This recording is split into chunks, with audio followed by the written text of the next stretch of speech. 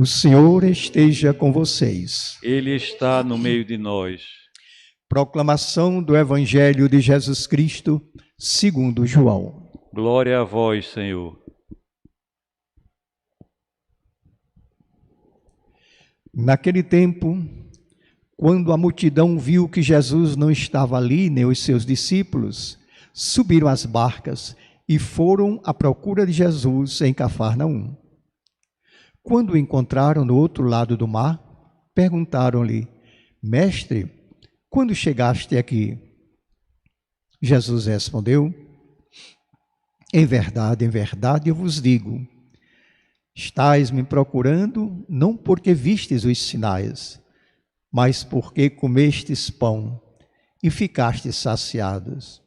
Esforçai-vos, no entanto, não pelo alimento que se perde, mas pelo alimento que permanece até a vida eterna, e que o Filho do Homem vos dará, pois este é quem o Pai marcou com o seu selo. Perguntaram-lhe então: que devemos fazer para realizar as obras de Deus? Jesus respondeu: a obra de Deus é que acrediteis naquele que ele enviou. Que sinais realizas para que possamos ver e crer em ti? Que obras fazes? Nossos pais comeram maná no deserto, como está na Escritura: pão do céu deu-lhes a comer. Jesus respondeu: em verdade vos digo, não foi Moisés quem vos deu o pão que veio do céu. É meu Pai que vos dá o verdadeiro pão do céu. Pois o pão de Deus é aquele que desce do céu e que dá vida ao mundo. Senhor, dá-nos sempre desse pão. Jesus lhes disse: eu sou o pão da vida. Quem vem a mim não terá mais fome. Quem crê em mim nunca mais terá sede. Palavra da salvação. Glória a vós, Senhor.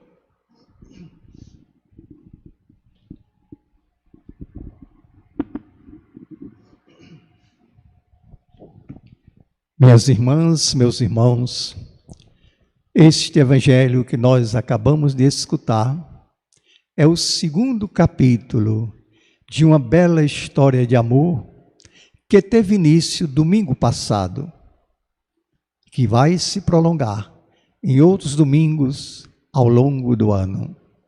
Uma história de amor entre Jesus e os seus ouvintes.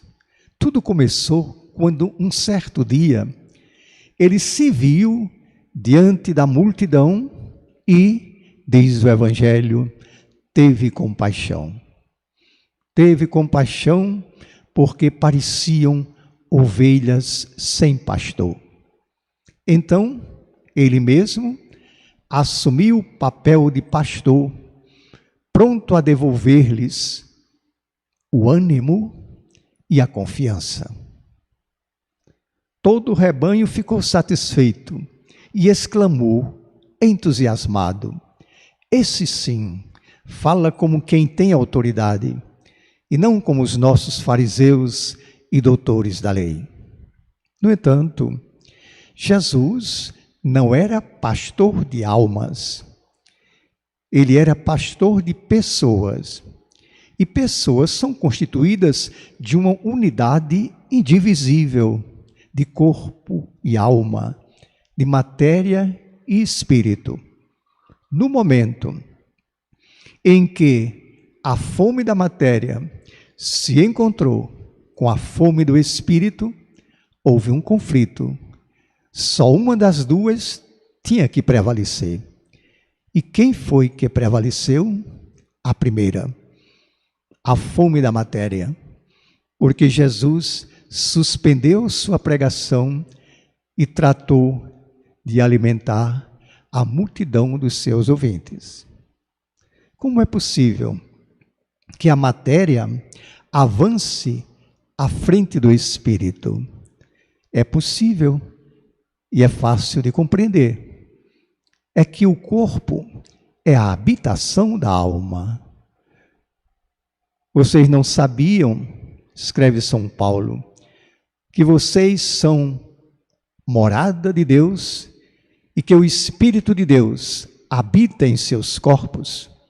Assim, se alguém ofende o templo de Deus, Deus o rejeitará, porque esse templo é sagrado e vocês são esse templo. Ora, é preciso fortalecer, pois, a matéria para que o Espírito possa entender a palavra.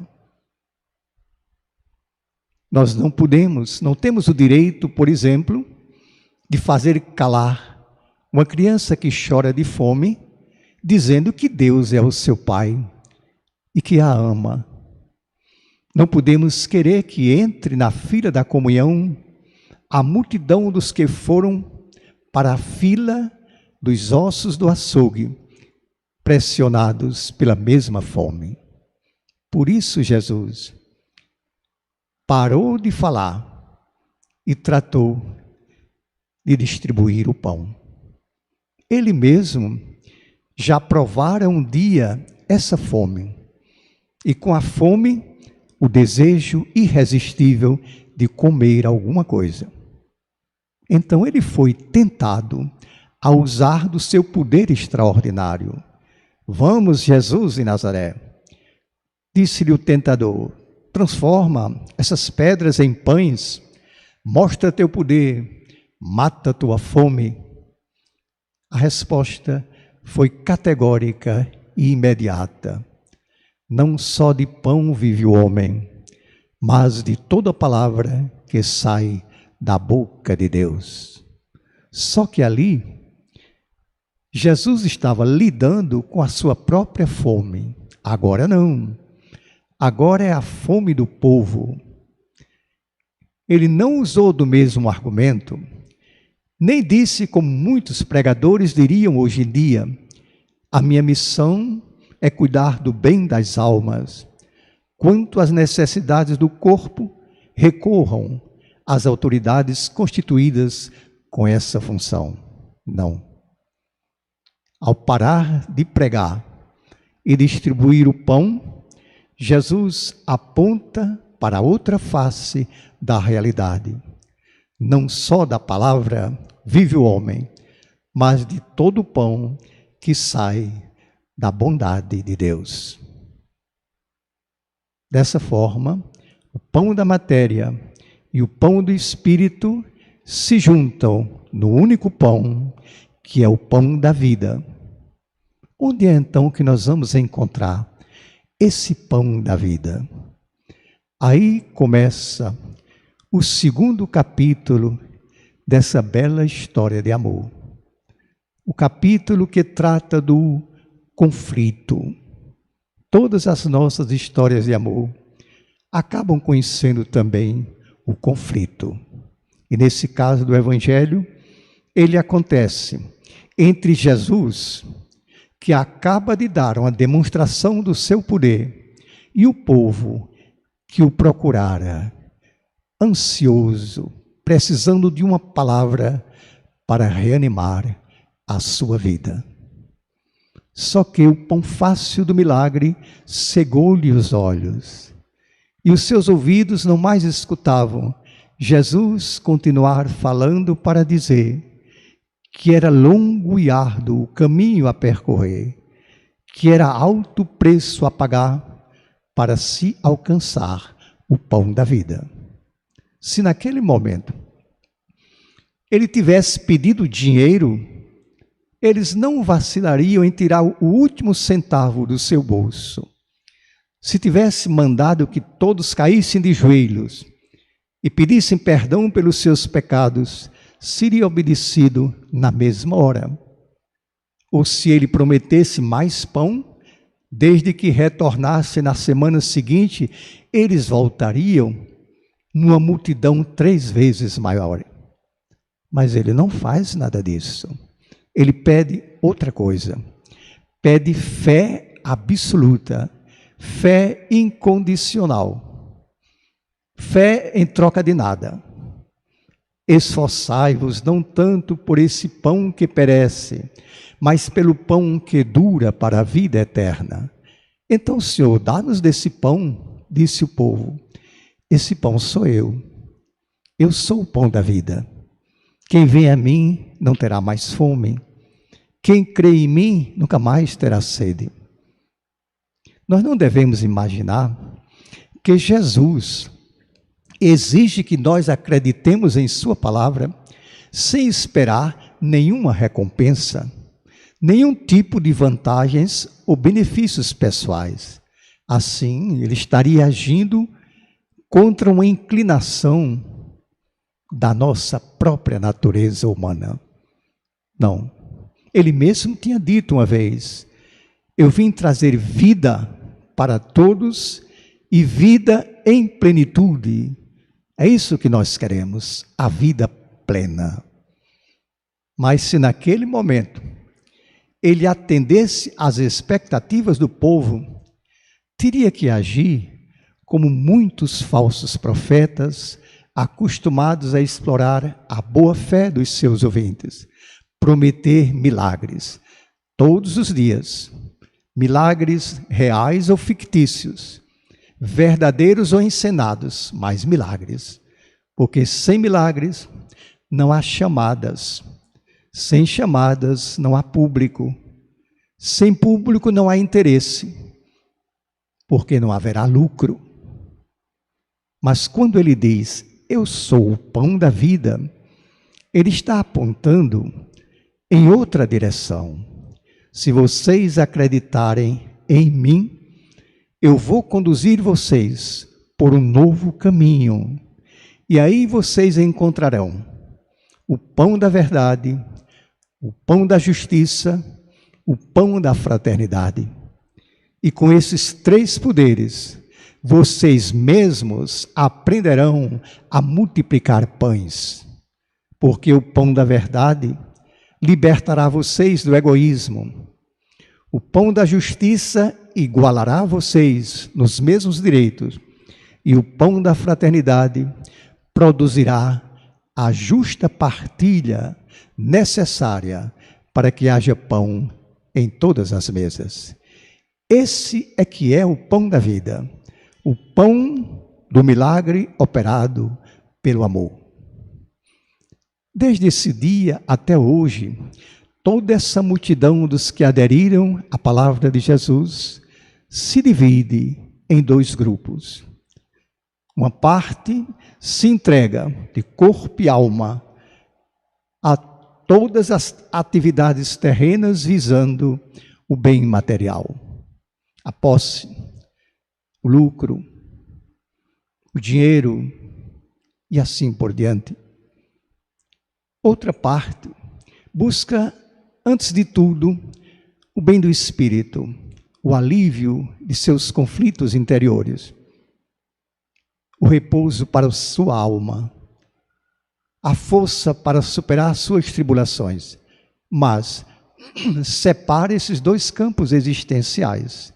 Uma coisa é viver minha vida religiosa na igreja, outra coisa é viver minha vida terrena como cidadão desse mundo. E, no entanto, é a mesma coisa, porque sou eu que estou em jogo. E muitos pregadores do Evangelho entram nessa mesma onda e se contentam simplesmente em cumprir uma tarefa exclusivamente espiritual, sem nenhuma preocupação nem responsabilidade com os outros segmentos de uma existência humana. Quanto ao mundo do trabalho, da política, da técnica, da arte, da ciência, da economia, para essas coisas não se sentem ungidos pelo óleo santo do batismo. Tornam-se peritos na arte de louvar a Deus por cânticos e gestos, incensos e liturgias, apenas. E quando termina a sua celebração, conclui sua missão, entra no seu carro e volta à sua zona de conforto. Esses esqueceram o próprio sentido da palavra evangelizar. que significa literalmente anunciar uma boa notícia. Como é possível levar somente por palavras boas notícias de um Deus compassivo e misericordioso a um povo que geme sob o jugo da fome, da doença e da solidão? Faz lembrar um pequeno episódio real acontecido na cidade de Fortaleza, no Ceará, e divulgado pela imprensa. Uma criança desnutrida, enferma, desenganada pelos médicos, destinada à morte, ouve sua mãe dizer: filhinho, você vai fazer uma viagem muito bonita, você vai para o céu. E a criança pergunta: mãinha, no céu tem pão? O mundo em que a criança se sente consolada da certeza da morte, na esperança de que o outro mundo tenha pão para ela comer à vontade, é um mundo que merece o nome de inferno. E nós somos cidadãos desse mundo, herdeiros do Evangelho, batizados em nome de Jesus Cristo. A despeito de todos esses males, Deus conta com uma minoria que Jesus costumava chamar pequeno rebanho. Não tenha medo, pequeno rebanho, porque foi do agrado do Pai confiar-lhes a construção do seu reino. E aí nós chegamos à última parte, o último capítulo dessa bela história de amor.